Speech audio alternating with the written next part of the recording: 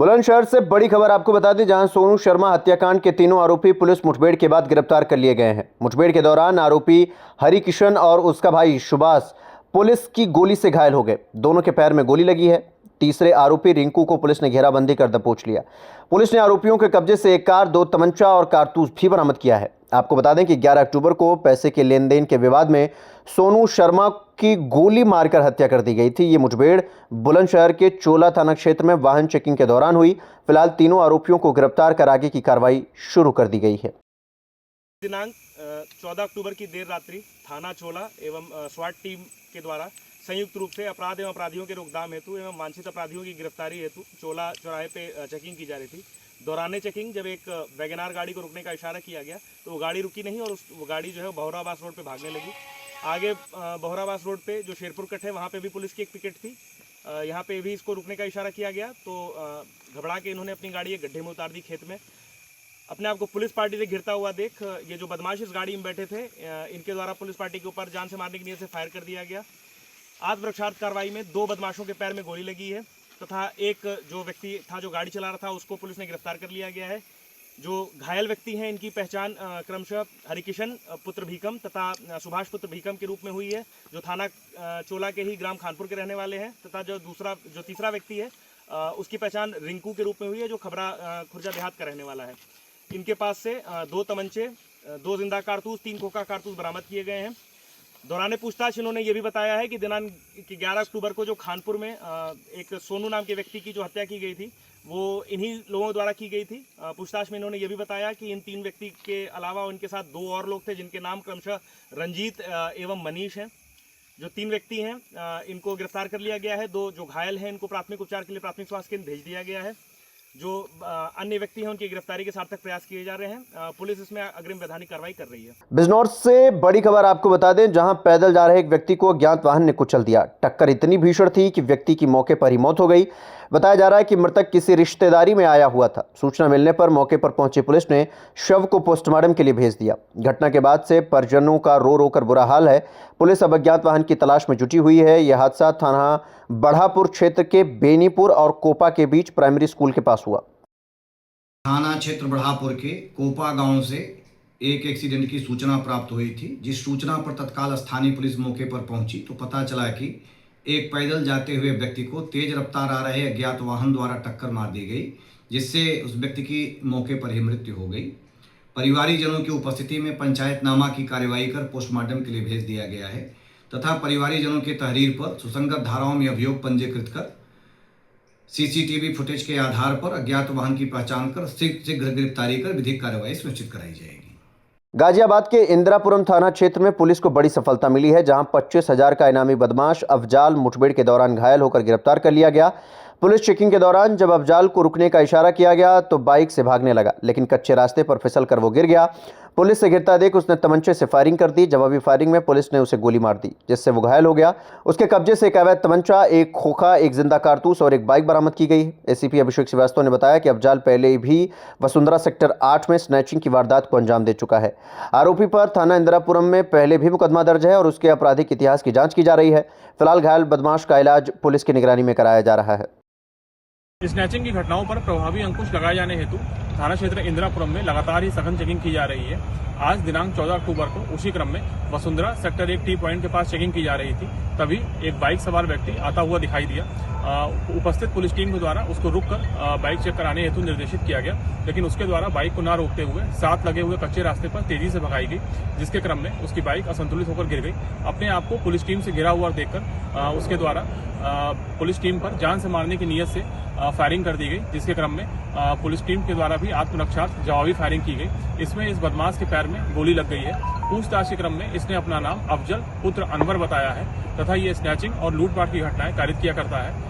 थाना क्षेत्र इंदिरापुरम में दिनांक 17 सितंबर को हुई एक स्नैचिंग की घटना इसने अपने दोस्तों के साथ मिलकर कारित किया जाना स्वीकार किया है। उक्त घटना की विवेचना में इसका नाम प्रकाश में आ जाने पर इसके ऊपर 25,000 रुपए का इनाम भी घोषित किया गया था। इसके कब्जे से एक अवैध तमंचा तथा एक बिना नंबर प्लेट की मोटरसाइकिल बरामद हुई है।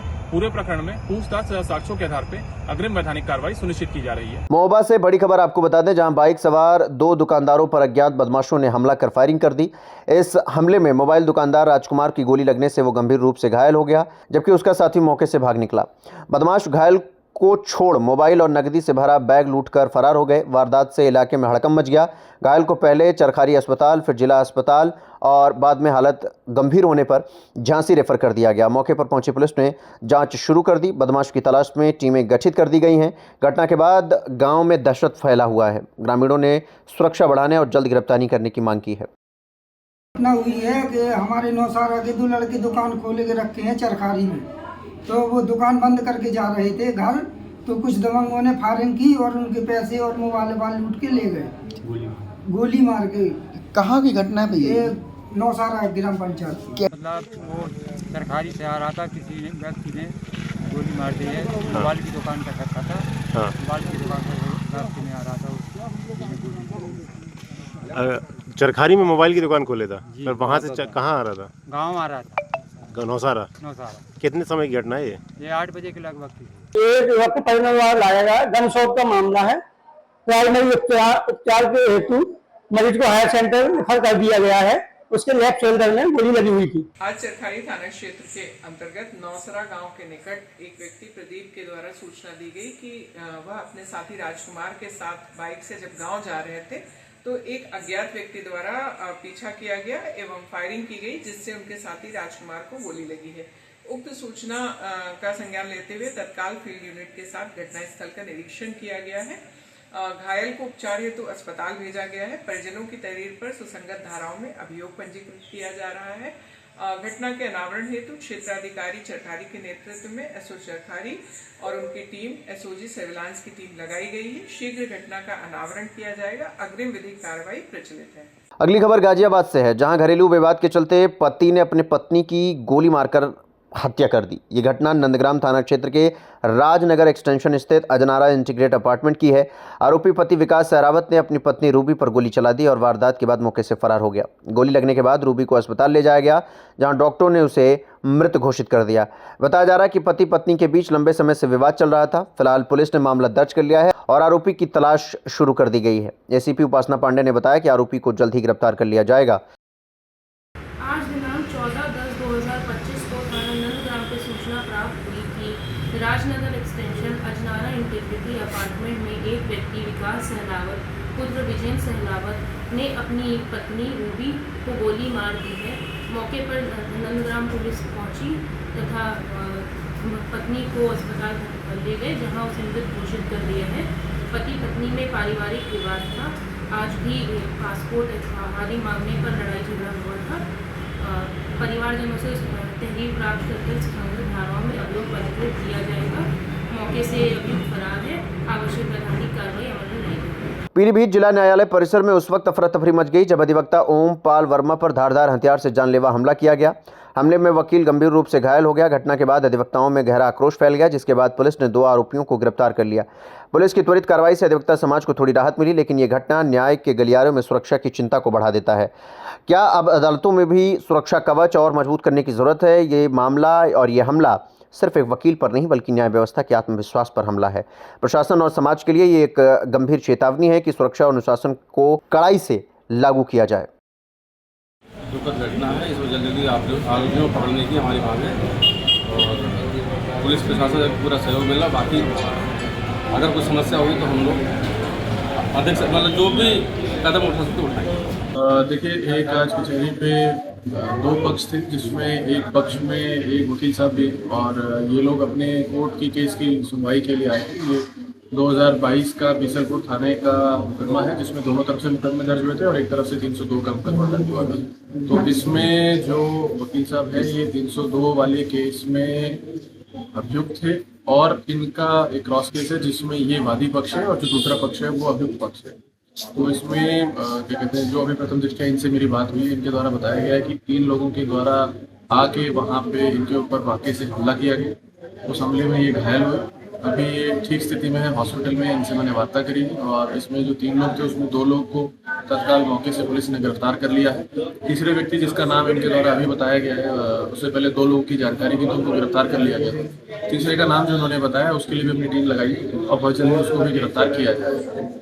हापुड़ के थाना हाफिजपुर क्षेत्र के ग्राम हरसिंहपुर में स्कूल से जा रही 5 साल की बच्ची अवनी पर कुत्तों के झुंड ने जानलेवा हमला कर दिया।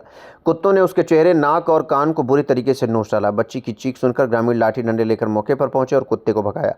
गंभीर हालत में बच्ची को स्थानीय अस्पताल ले जाया गया, जहां से उसे दिल्ली रेफर कर दिया गया। इलाज के दौरान बच्ची की मौत हो गई, जिससे परिवार और गांव में कोहराम मच गया। पुलिस ने मामले की जांच शुरू कर दी। परिजन और ग्रामीणों ने दोषियों के खिलाफ कड़ी कार्रवाई करने की मांग की है। घटना ने इलाके में सुरक्षा व्यवस्था पर सवाल खड़े कर दिए हैं।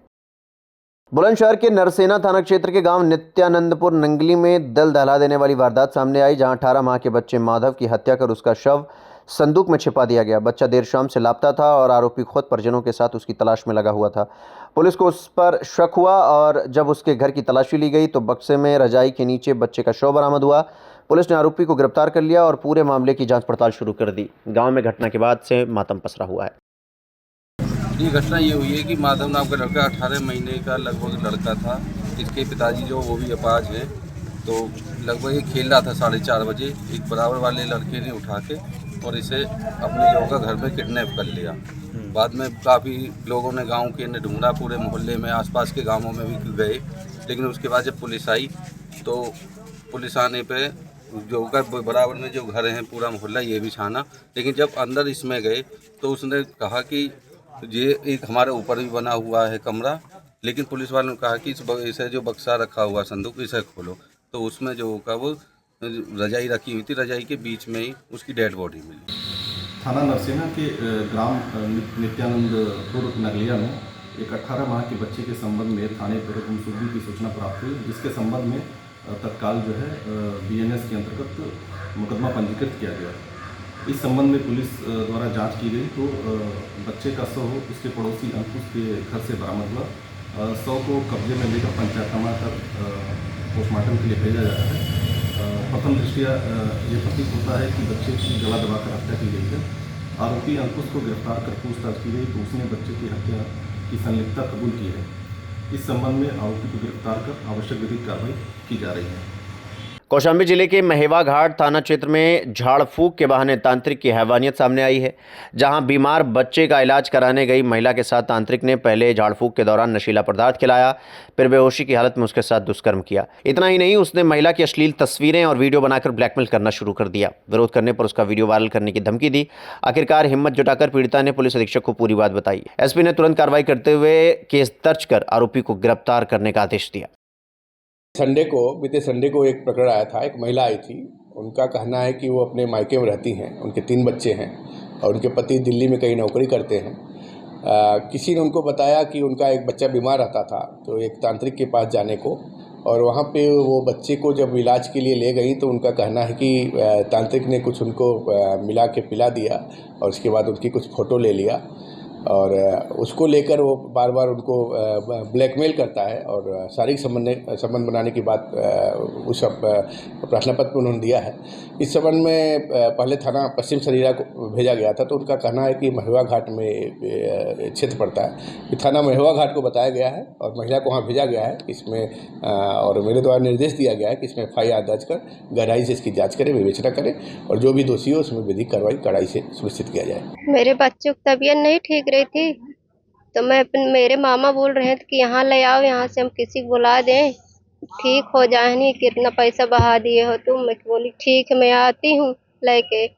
तो वहाँ मैंने गई थी, तो उसने आया शाम को 7 बजे वो आया, तो फिर उसने मनाया, मेरे बच्चों की तबीयत ठीक हो गई थी। तो मेरे मामा बोले कि बच्चों की तबीयत ठीक हो गई है तो इससे कुछ करा ले। मैं बोली ठीक है।